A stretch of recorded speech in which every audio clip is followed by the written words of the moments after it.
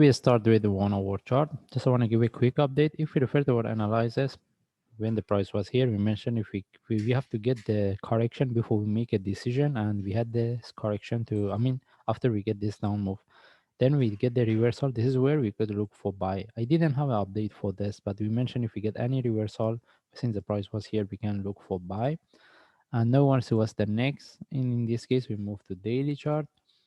All right, based on daily chart, we're looking at this. We want to see whether we can put this one in relative to this for continuation, or still this one can turn to deeper correction. That means we'll be within this move for longer time.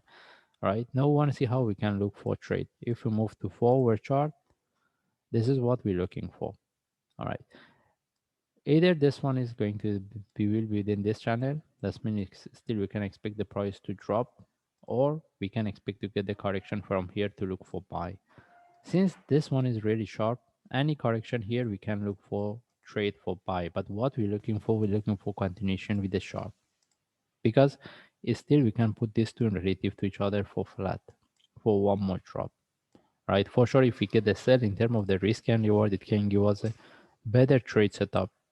But how about if I put this one in relative to the previous one? We have a divergence, but this one doesn't show me the divergence. As we know, obviously the price reverse, but we need to be aware of that if we're going to look for buy.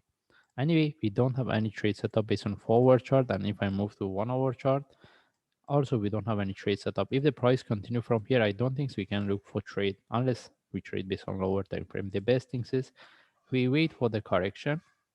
Then if we get any trade setup, we look for trade. And what we want is the sharp move. If it turns to a corrective move, we are not going to trade it. In case this one turn to a corrective move, be relative to each other. This one in relative to this for one more drop.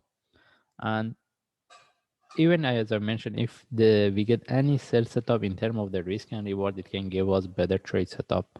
But for long term, we're looking for buy. That's why if we get any trade for buy, we will be more interested.